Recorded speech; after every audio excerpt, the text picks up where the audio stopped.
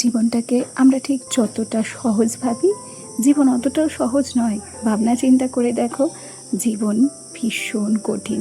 তবে একটা সত্যি আমাদের মানতেই হয়, জীবন কিন্তু ক্ষণস্থায়ী হয়। কখন কে থাকবে, কখন কে থাকবে না, হুটহাট করে মানুষের কী বিপদ ঘটে আসবে সেটা কেউ বলতে পারে না। সেই জন্য না, কখনো অহংকার করতে নেই, কখনো নিজে যতই বড় হও না কেন মানুষকে ছোট চোখে দেখতে নেই। নমস্কার, কেমন আছো সবাই? আশা করছি সবাই ভালো আছো, আর আমরাও বেশ ভালো আছি। আমি রিমি। আজকে আমার আরও একটি নতুন ব্লগে তোমাদের সবাইকে অনেক অনেক স্বাগত জানাই, আর আশা রাখি ভিডিওটি তোমাদের ভালো লাগবে। এই নাইটিটা, অর্থাৎ পিঙ্ক কালারের যে নাইটিটা পরতে দেখেছো, এই নাইটিটা যেন এক দেখায় পছন্দ হয়ে গিয়েছিল, আর আমি এক দেখাতেই নাইটিটা কিনে নিয়েছিলাম। তবে সত্যি কথা বলি, যখন ফোনের ওপার থেকে আমি নাইটির কালারটা দেখি, আমার নিজের কিন্তু ভীষণ ভালো লাগে, ভীষণ পছন্দ হয়। জানো, এখন বুঝি যে নিজের ভালো লাগা, নিজের খারাপ লাগা এবং নিজের পছন্দ অপছন্দকে গুরুত্ব দিতে হয়। যাই হোক, নাইটিটা তোমাদের কেমন লাগে আমাকে একটু কমেন্ট করে জানিও তো। আমার কিন্তু সত্যিই ভীষণ ভালো লাগে। আজকে একটা নিরিবিলি শান্ত সকাল থেকেই দিনটা শুরু করেছি। ছেলের দুধটা ফ্রিজ থেকে বার করে ও ঘরে সিঁড়ির সামনে রেখে এসেছি, আর বাসি নাইটি দুটো এখন ধুয়ে নিলাম। এখন দুটো করে বাসি নাইটি হয়, আসলে প্রচণ্ড গরম পড়ছে তো, সেই জন্য দুপুর থেকে সন্ধে পর্যন্ত যে নাইটিটা পরা থাকে সেটা পরে আর ঘুমোতে ইচ্ছে করে না।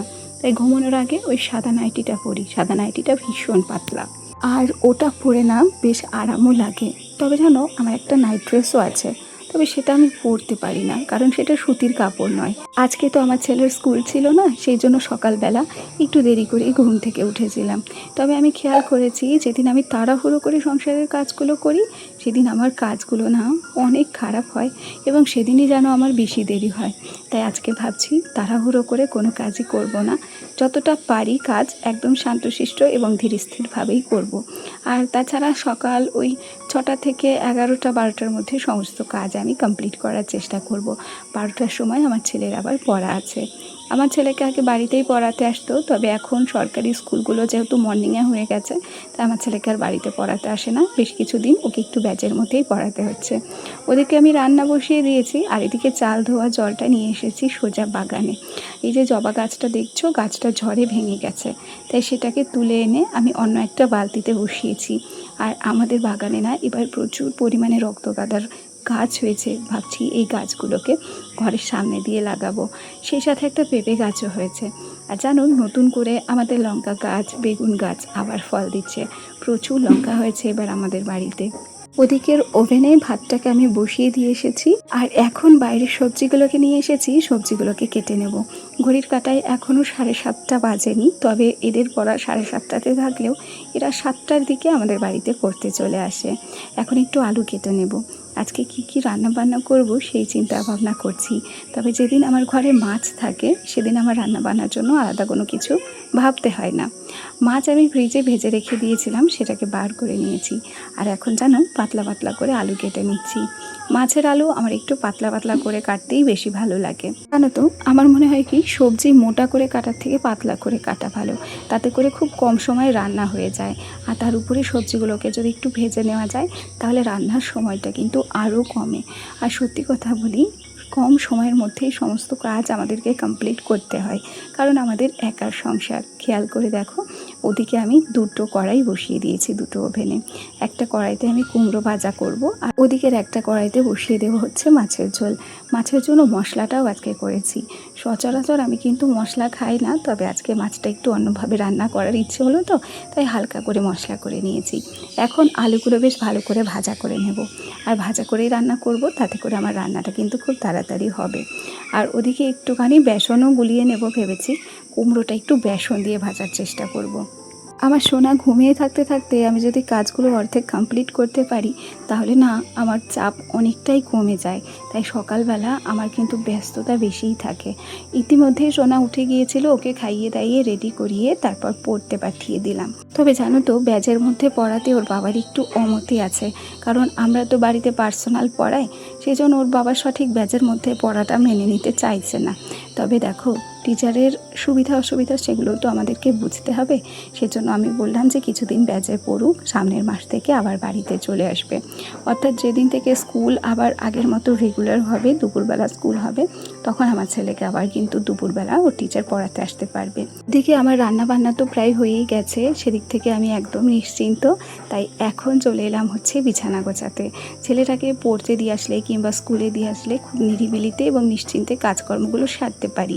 সেক্ষেত্রে একটা টাইম মেনটেন করতে হয় ঠিকই, তবুও কাজগুলো যেন একদম শান্তিভাবে হয়। আর সোনা যখন বাড়ি থাকে ও তো বিরক্ত করে ভীষণ, তাই প্রত্যেকটা কাজ গুছিয়ে করতে চাইলেও গুছিয়ে করা হয় না জানো। যাই হোক, গল্প করতে করতে আমার মনে হলো এই যে বালিশের কভারগুলো না, এগুলো অনেক দিন হলো পরিয়েছি, এগুলোকে এখন চেঞ্জ করার পালা। কিছু কিছু জিনিস এখনও কাছাকাছি করতে বাকি রয়েছে, দুটো বিছানার চাদর রয়েছে, সেগুলোকেও আজকে কেচে নেব। আর সবচেয়ে বড় কথা, ঘরটাতে ভীষণ ঝুল হয়েছে, তাই আমি না এই ঠাকুরের ছবির ফ্রেম, তারপর ছোট ছোট শোপিস, ওগুলোকে নামিয়ে নিলাম। একটা দিন সময় করে ঘরটাকে ভাবছি ঝেড়ে নেব। আচ্ছা দেখো, গল্প করতে করতে আমার বিছানাটাকে কিন্তু আজকে খুব সুন্দর করে আমি গুছিয়ে নিয়েছি। আর এখন চলে এলাম হচ্ছে কলের পরে। এদিকে কলের পরে না ভীষণ রোদও চলে এসেছে, তবে কিছু করার নেই, কিছু এঁঠো থালা বাসন রয়েছে, এগুলোকে এখন ধুয়ে মেজে নিতে হবে। আর এরপরে বেশি দেরি করলে সোনা যখন বাড়ি চলে আসবে তখন আর কোনো কিছু করানো যাবে না, তখন ওকে খাওয়াতে হবে, তারপর ঘুম পাড়াতে হবে। নিয়ম মাফিক একটার পর একটা কাজ আমার কিন্তু লেগেই থাকে। কখনো যে নিজেকে একটু রেস্ট দেব সেই সময়টা পাওয়া যায় না জানো তো। তবে হ্যাঁ, দুপুর 2টো থেকে 3টে পর্যন্ত একটু রেস্ট নেওয়া হয়, ভাবি তখন একটু ঘুমোবো, তবে ইদানিংকালে ঘুমটাও আর ঠিক মতো হচ্ছে না। আচ্ছা দেখো, তোমাদের সঙ্গে গল্প করতে করতে এদিকে কিন্তু অনেক কাজই কমপ্লিট করে নিয়েছি। বাড়তি কাজ বলতে ছিল বিছানার চাদরগুলোকে ভাঁজ করা, যেটা আমার প্রত্যেক দিনেরই কাজ। এখন এই বিছানার চাদরগুলোকে ভাঁজ করে নিতে নিতে চলো তোমাদের কয়েকটা কমেন্ট পড়ি।